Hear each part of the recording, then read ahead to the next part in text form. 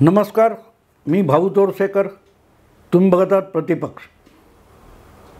मित्रांनो, राज ठाकरे आणि अमित शाह यांची बंद दरवाजा आड दिल्लीमध्ये शहांच्या निवासस्थानी जी भेट झाली त्यातलं गूढ अजूनही उकललेलं नाही. राज ठाकरे मुंबईत पोहोचून मी बोलतोय तोपर्यंत जवळजवळ 2 दिवस संपलेले आहेत, उलटून गेलेले आहेत. पण भाजपच्या गोटातून, महायुतीच्या गोटातून किंवा महाराष्ट्र नवनिर्माण सेनेच्या गोटातून त्या भेटीबद्दलचं कुठलंही रहस्य उलगडून सांगण्यात आलेलं नाही. हां, एक गोष्ट झालेली आहे की मनसे लोकसभा निवडणुकीपूर्वी महायुतीमध्ये सहभागी होईल ही बातमी सगळ्यांनी गृहीत धरलेली आहे. अजून घोषणा झालेली नाही. 2 माणसं भेटली आहे, बरोबर आहे, पण नुसतीच 2 माणसं मोठी मोठी आपापल्या पक्षाची भेटली म्हणजे त्यांच्यात युती झाली हे गृहीत धरणं चुकीचं असतं. हे आपल्यासमोर उद्धव ठाकरे, शरद पवार, नाना पटोले आणि प्रकाश आंबेडकर यासारखी माणसं वारंवार भेटत असताना अशा भेटीतून युती किंवा आघाडी होते हे गृहीत धरणं किती महामूर्खपणाचं आहे हे आपल्या लक्षात येईल. कारण गेले कमीत कमी 3 महिने, 2.5 महिने प्रकाश आंबेडकर यांची वंचित बहुजन आघाडी महाविकास आघाडीमध्ये आणि इंडी आघाडीमध्ये सहभागी होणार ह्या बातम्यांचे पतंग उडवले जात आहेत. पण लोकसभा निवडणुकीसाठीच्या पहिल्या उमेदवाराचे अर्ज दाखल व्हायला सुरुवात झाली तरी अजूनही वंचित बहुजन आघाडी ही वंचित राहिलेली आहे. त्या आघाडीला महाविकास आघाडीमध्ये किंवा इंडिया आघाडीमध्ये सहभागी करून घेण्यात आलेलं नाही किंवा नेमक्या जागा किती देणार याचा खुलासासुद्धा करण्यात आलेला नाही. बंद दरवाजा आड झालेल्या बैठकांमध्ये प्रकाश आंबेडकर, उद्धव ठाकरे, शरद पवारसुद्धा हजर होते, एकमेकांशी बोललेसुद्धा. आणि प्रकाश आंबेडकर गेल्या रविवारी भारत जोडो न्याय यात्रेच्या समापनाला शिवाजी पार्कच्या मेळाव्याला सुद्धा उपस्थित राहिले, भाषणसुद्धा केलं. पण अजूनही वंचित बहुजन आघाडी आणि महाविकास आघाडी यांची लोकसभेसाठी आघाडी झाली, जागा वाटप झालं असं कुठलंही कन्फर्मेशन दुजोरा येऊ शकलेला नाही. म्हणूनच राज ठाकरे आणि अमित शाह यांची दिल्लीत भेट झाली म्हणून राज ठाकरे महायुतीत गेले असा दावा करणं माझ्या मते संपूर्ण गैरलागू आहे. हां, होईल, नाही होणार असंही नाही म्हणते, पण झाले. त्याच्या पुढे जाऊन दक्षिण मुंबईतली 1 जागा त्यांना देणार, दुसरा चॅनल म्हणतो दक्षिण मुंबई अधिक शिर्डी अशा 2 जागा मनसेने मागितलेल्या आहेत, वगैरे वगैरे पतंगबाजी चालू आहे. पण अशा बैठका होतात, भेटी होतात, तेव्हा त्यामागे कुठलं प्लॅनिंग आहे बघावं लागतं. आणि ज्यामध्ये अमित शाह यांच्यासारखा BJPचा हायकमांड मानला जाणारा नेता सहभागी झालेला असतो, तो राज ठाकरेंना अगत्याने फोन करून दिल्लीला बोलवून घेतो आणि 35-40 मिनटं काहीतरी बंद दरवाजा आड त्यांच्याशी देवाणघेवाण करतो. किंवा राज ठाकरे हे अमित शहाना 1 to 1 भेटायचं आहे असा आग्रह धरतात आणि तो आग्रह मान्य होतो, तेव्हा वरवरच्या गोष्टी बोलल्या जात नसतात आणि होत नसतात. उद्धव ठाकरे जसे म्हणतात की बाळासाहेबांच्या त्या दालनामध्ये, बाळासाहेबांच्या त्या खोलीमध्ये बंद दरवाजा आड मला एक अमित शहांनी शब्द दिला होता, इतक्या उथळपणे अशा गोष्टी बाहेर पण बोलल्या जात नाहीत आणि आतल्या गोष्टी आतच ठेवल्या जातात. राज ठाकरे जेव्हा 1 to 1 किंवा बंद दरवाजा आड बोलायचं होतं म्हणाले, त्यांनी ते गोपीत पाळलेलं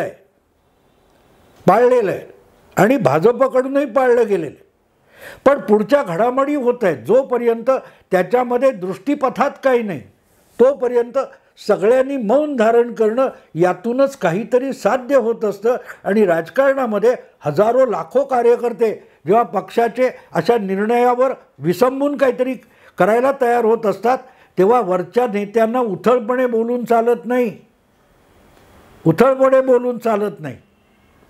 जोपर्यंत पक्क काही होत नाही तोपर्यंत या गोष्टी आपल्या पोटात पचवता आल्या पाहिजेत, टिकवता आल्या पाहिजेत. आणि म्हणून ज्या बातम्या आल्या त्या मी बघत होतो, पण त्यात बातमी खरी कुठची आहे आणि बाकी धुळवड कुठची आहे हे पण बारकाईने समजून घ्यावं लागतं. आता गंमत बघा, ही राज ठाकरे दिल्लीला जाऊन आले, एक रात्र जाऊन मुक्काम केला, दुसऱ्या दिवशी दुपारी त्यांची आणि अमित शहांची भेट झाली. विनोद तावडे स्वतः त्यांना त्या मानसिंग हॉटेलमध्ये घ्यायला गेले होते. विनोद तावडे त्यांना घेऊन अमित शहांच्या घरी पोहोचले. हा सगळा घटनाक्रम तुम्ही ऐकलेला आहे. त्यानंतर इथे सुरू झालेली शिर्डी आणि दक्षिण मुंबईची पतंगबाजी तुम्ही बघितलेली असेल. मला खटकलेली बातमी 1 किंवा 2 चॅनेलमध्ये आली आणि ती माझ्या दृष्टीने खटकलेली बातमी. आणि जेव्हा एखादी गोष्ट खटकते तेव्हा मी त्याचा अधिकाधिक आणि बारकाईने विचार करायला लागतो. ती बातमी, खटकणारी बातमी अशी आहे की आपला मनसेचा उमेदवार किंवा अगदी स्पष्ट नाव घ्यायचं तर बाळा नांदगावकर यांना दक्षिण मुंबई हा मतदारसंघ दिला जाईल इथपर्यंतची चर्चा आपण ऐकली होती. पण एक खटकणारी बातमी, सूत्रांकडून आलेली बातमी जी होती ती खटकणारी होती. ती अशी होती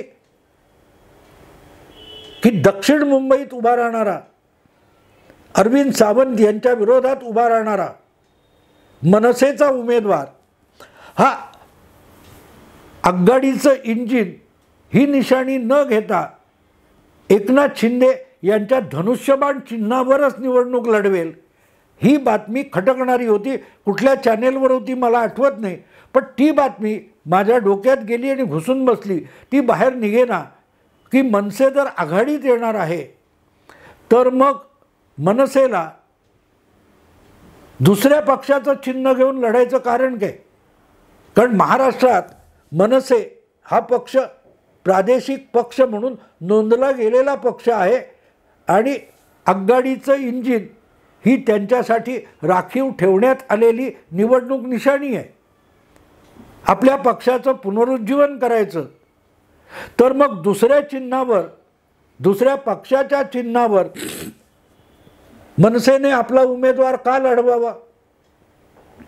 हां, तुमच्याशी राज ठाकरे यांच्याशी निष्ठावान असलेला एक माणूस संसदेत पोहोचेल, पण मुद्दा असा आहे की पक्षाच्या नोंदणीचं काय होणार? आता इथे गंमत दिसते की तो भाजपच्या चिन्हावर का लढणार नाही? जर दुसऱ्याच पक्षाच्या चिन्हावर लढायचं आहे आणि ज्या चिन्हाचा प्रचार देशव्यापी नरेंद्र मोदी करतात, नरेंद्र मोदी म्हणजेच कमळ, आणि म्हणून मतदानामध्ये कमळ निशाणी ही सगळ्यात सोपी आहे, फार प्रचार न करता मतं मिळवणारी निशाणी आहे. ती सोडून एकनाथ शिंदे यांच्या शिवसेनेच्या धनुष्यबाण निशाणीवर मनसेने का निवडणूक लढवायची? जरा विचार करा मित्रांनो. हे बारीक सारीक वाटणारे छिद्रान्वेषी प्रश्न आहेत. एक तर मनसेने आपल्या पक्षाची निशाणी सोडून दुसऱ्या पक्षाच्या चिन्हावर जागा का लढवावी? महायुतीतून लढणारे ठीक आहे, म्हणजे तिथे भाजप, शिंदे किंवा अजितदादा यांच्या पक्षाचा उमेदवार उभा राहणार नाही, कारण मनसेचा उमेदवार हा महायुतीचा उमेदवार म्हणून लढणार आहे. पण तो उमेदवार हा मनसेच्या चिन्हावर का नाही लढवायचा? खटकणारी गोष्ट आहे की नाही सांगा मित्र.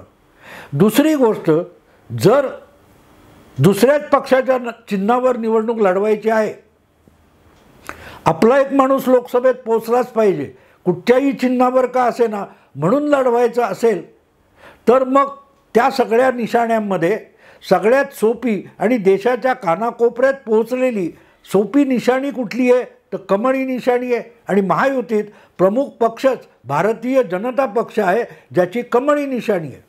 मग बाळा नांदगावकर यांनी महायुतीतून मनसे उमेदवार म्हणून भाजपच्या कमळ निशाणीवर का लढू नये? धनुष्य बाणावरच का लढवावी? ही बाब लक्षात घेण्यासारखी आहे. आणि इथे मी जितका विचार करत गेलो तितकं मला हा सगळा जो दिल्ली भेटीचा, राज ठाकरे अमित शहा भेटीचा जो रहस्यमय तो कालक्रम आहे, त्याच्यात काही वेगळं घडतंय असं वाटायला लागलं मित्रांनो. राज ठाकरे यांना फक्त महायुतीमध्ये घेण्यासाठी अमित शहा भेटले का, किंवा राज ठाकरे अमित शहांना भेटले का, की महायुतीत 3 पक्ष आहेत, 4था पक्ष घ्यायचा, एवढ्यापुरतं हे मर्यादित आहे का? जसं इंडिया अलायन्स किंवा महाविकास आघाडीमध्ये प्रकाश आंबेडकरांना घ्यायचं 4था पक्ष म्हणून, तसं महायुतीमध्ये महाराष्ट्र नवनिर्माण सेना या 4थ्या पक्षाला समाविष्ट करून घ्यायचं. एवढ्यासाठी दिल्लीला जाऊन बंद दरवाजा आड अमित शहा आणि राज ठाकरे यांची भेट घेण्याची गरज नव्हती. ही गोष्ट इथल्या इथे, किंबहुना मध्यंतरी अमित शहा महाराष्ट्रात आले होते तेव्हासुद्धा उरकता आली असती, पण तेवढ्या घाईगर्दीने ती गोष्ट उरकली गेली नाही. आणि दुसरीकडे हे इतक्या घाई गर्दीने सगळं ठरलं असं मला बिलकुल वाटत नाही. यामागे खूप मोठं प्लॅनिंग आहे. जसं शिवसेना फुटली जून 2022मध्ये, राष्ट्रवादी फुटली जुलै 2023मध्ये, पण त्याची सुरुवात ही 2022मध्ये झालेली होती. राज ठाकरे यांनी गुढीपाडव्याला 2 वर्षापूर्वी शिवाजी पार्कवर जी भव्य सभा घेतली होती, त्यानंतर 1 मे रोजी सोमय्या ग्राउंड मुंबईला भारतीय जनता पक्षाने महाराष्ट्र दिनाचा मेळावा घेतला होता. आणि त्याच दिवशी राज ठाकरे यांनी छत्रपती संभाजीनगर या शहरामध्ये भव्य मेळावा घेतला होता. त्यापासूनच सुरुवात झालेली होती.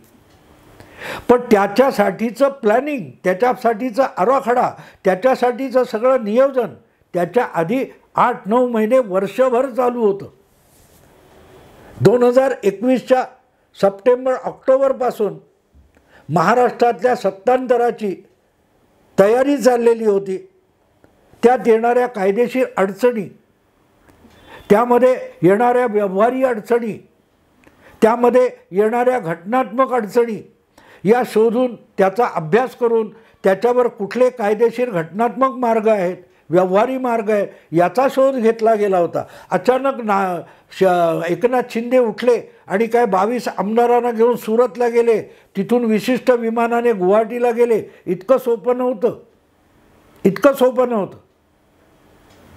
घटनेतल्या 10व्या परिशिष्टाला टांग मारून पक्ष पळवायचा, इतकंच ते सोपं नव्हतं. त्यामध्ये येणाऱ्या घटनात्मक अडचणी, सुप्रीम कोर्टात त्याला आव्हान दिलं जाऊ शकतं, ही अडचण विचारात घेतलेली होती. त्यामुळे हे सगळं इतकं झटपट होत नाही. कोणाच्या या कानाचं त्या कानाला खबर लागली नाही आणि अजितदादा उठलेनी राजभवनात जाऊन पोहोचले आणि त्यांनी शपथविधी उरकला. तोपर्यंत बातमी होती की अजितदादांना प्रदेश अध्यक्ष व्हायचं आहे पक्षाचं, पण ते झाले उपमुख्यमंत्री. ही जी गोपनीयता आहे, अजितदादा 2 जुलैला दुपारी 12पर्यंत पत्रकारांमध्ये चर्चा काय होती माध्यमात, अजितदादांना राष्ट्रवादी काँग्रेसचा प्रदेशाध्यक्ष व्हायचे. अर्ध्या तासात बातमी बदलली, अजितदादा महाराष्ट्राचे उपमुख्यमंत्री झाले. त्यांच्याबरोबर त्यांच्या पक्षाचे 8 आणखी मंत्री झाले. राष्ट्रवादी काँग्रेस पक्षात फूट पडली. पण गोपनीयता किती होती बघा. राजभवनात सजावट सुरू होईपर्यंत पत्रकारांना टाकास्तूर लागली नाही. आणि म्हणून राज ठाकरे दिल्लीत जाऊन अमित शहांना बंद दरवाजा आड भेटले, तर ती गोष्ट जाता जाता सहज काहीतरी केली. सकाळी 9 वाजता पत्रकार परिषद घेतली किंवा संध्याकाळी 7 वाजता तुमच्या उद्धव ठाकरेंनी कुठेतरी घणाघात केला, अशा पद्धतीत अमित शहांचं राजकारण चालत नाही.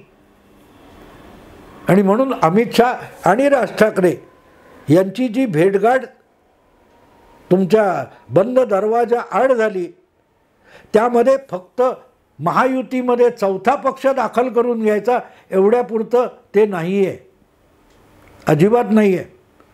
आणि त्यामध्ये भोवती असलेली गोपनीयता बघा, त्याचं गूढ, त्यातलं रहस्य उलगडत नाही आहे. आणि म्हणून ही जी बातमी आली की बाळा नांदगावकर दक्षिण मुंबईतून उभं राहणार आणि ती जागा मुळातच शिवसेनेची असल्यामुळे एकनाथ शिंदे यांच्या पक्षाकडून बाळा नांदगावकर हे मनसे उमेदवार म्हणून लढणार, धनुष्यबाण चिन्हावर लढणार. आणि इथे बातमी जेव्हा खटकली तेव्हा मी जितका मेंदू खरवडतोय, मला यात एक वेगळीच शक्यता दिसते.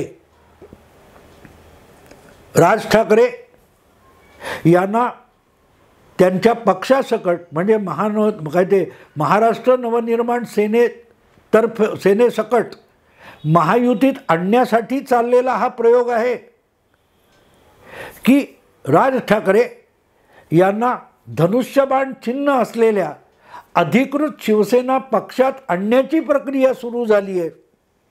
याविषयी माझ्या मनात चलबिचल आहे. म्हणून ते शीर्षक जे दिलं आहे या विषयाचं, या व्हिडिओचं, की राज ठाकरे महायुतीत येणार आहेत की अधिकृत नोंदलेल्या धनुष्यबाण निशाणीवाल्या शिवसेना नावाच्या पक्षात येणार आहेत. त्याची सुरुवात ही धनुष्यबाण निशाणीवर मनसेचा उमेदवार उभा करून होऊ शकते. लक्षात घ्या मित्रांनो, हा दक्षिण मुंबईमध्ये जो धनुष्यबाण निशाणीवर मनसेचा उमेदवार उभा करण्यात आला आणि त्याला मराठी लोकसंख्येतून, मराठी मतदारातून प्रचंड प्रतिसाद मिळाला, तर राज ठाकरे ज्यांनी 2005 शिवसेना सोडली आणि वेगळा पक्ष काढला, ते आज अधिकृत असलेल्या त्याच ओरिजिनल शिवसेनेचे वरिष्ठ नेते म्हणून किंवा सर्वोच्च नेते म्हणून शिंदेंच्या शिवसेनेत दाखल होऊ शकतात का? अर्थात इतर सगळे नेते शिंदेंच्या शिवसेनेत येणं वेगळं असतं आणि राज ठाकरे शिंदेंच्या शिवसेनेत येणं हे वेगळं असतं. जिथे म्हणून शिवसेना असते तिथे सर्वोच्च नेता म्हणूनच ठाकरे दाखल होत असतात. मग शिवसेना उबाठा असो, शिवबाठा असो किंवा एकनाथ शिंदे यांची धनुष्यबाण म्हणून असलेली शिवसेना असो, तिथे ठाकरे येणार असतील तर ते सर्वोच्च नेता म्हणून येऊ शकतात. आणि त्याची सुरुवात किंवा तिची चाचपणी ही दक्षिण मुंबईत किंवा आणखीन कुठेही मनसेच्या उमेदवाराने धनुष्यबाणाच्या चिन्हावर निवडणूक लढवून होऊ शकते. राज ठाकरे यांच्यासारखा फरडा वक्ता, सभा गाजवणारा वक्ता, मुलूक मैदान तोफ आजच्या एकनाथ शिंदे यांच्या शिवसेनेत नाही आहे. ती त्यांची त्रुटी आहे. त्यांच्याकडे सगळी शिवसेनेची फौज आहे, पण सेनापती या दर्जाचा नेता नाही आहे. आणि दुसरीकडे मनसे या पक्षाकडे तो सेनापती आहे, पण ज्याला फौज आणि सेना म्हणता येईल असं संघटन नाही आहे. हे दोघे एकत्र आले तर शिवसेना गतवैभवाला जाऊ शकते. लक्षात ठेवा, बाळासाहेब ठाकरे यांनी कधी निवडणूक लढवली नाही. त्यांनी संघटनात्मक जो सांगाडा होता त्याच्यावर मांड ठोकलेली होती आणि त्यांच्या शब्दाबाहेर शिवसेनेचे नेते, शिवसैनिक जाऊ शकत नव्हते, इतकी ऑथॉरिटी त्यांच्याकडे होती. दुसरीकडे शिवसेनेचं राजकारणातलं घटनात्मक आणि संस्थात्मक कार्य सांभाळणारे मनोहर जोशी किंवा तत्सम अनेक नेते होते. त्या नेत्यांच्या दर्जाचे एकनाथ शिंदे, गजानन कीर्तीकर यासारखे अनेक नेते आज शिवसेनेमध्ये आहेत. त्यांच्याकडे शिवसेना प्रमुख या दर्जाचा सेनापती नाही आहे. म्हणजे राज ठाकरे आणि शिंदेंची शिवसेना हे दोघे एकमेकांची गरज आहे, ते दोघेही एकमेकाला पूरक आहेत. आणि म्हणूनच मित्रांनो, हे दोघे एकत्र आले तर म्हणजे मनसे ही मूळच्या शिवसेनेत विसर्जित झाली तर काय होईल कल्पना करा मित्रांनो, कल्पना करा. तशाच शिवसेनेच्या सभा गाजायला लागतील, तशाच गाजायला लागतील. आणि ज्या प्रकारे मनोहर जोशी, नवलकर वगैरे मंडळी, सुधीर जोशी यांनी बाकीचं सगळं राजकारण सांभाळलं होतं आणि संघटना अशी मुठीत बाळासाहेबांनी ठेवली होती, तसं कामाचं विभाजन राज ठाकरे शिवसेनेमध्ये आले तर होऊ शकतं. आणि त्याची शक्यता किंवा त्याची प्राथमिक तयारी मनसेचा उमेदवार धनुष्यबाण निशाणीवर लढला तर होऊ शकतं. कारण त्याला जनतेचा प्रतिसाद किती आहे त्याची प्रत्यक्ष चाचपणी लोकसभेच्या या निवडणुकीत होऊ शकते, ज्या निवडणुकीत मनसेचा उमेदवार धनुष्यबाण निशाणीवर लढेल. मित्रांनो, ही कल्पना आहे, मला कोणी खबर दिलेली नाही, मला एक खटकलेली बातमी आहे. आणि राज ठाकरे, अमित शाह यांच्या भेटीमागचं रहस्य आणि गोपनीयता यांना जोडून मी ही कल्पना तुमच्यासमोर मांडले. विचार करा, विचार करा. हे असं अमित शाह का करतात, असं भाजप का करणार, याचं उत्तर देणारा वेगळा व्हिडिओ मी तुम्हाला करणार आहे, तुमच्यासाठी करणार आहे. आज इथेच थांबतो. आवडलं लाईक करा, शेअर करा, सबस्क्राईब करा. नमस्कार.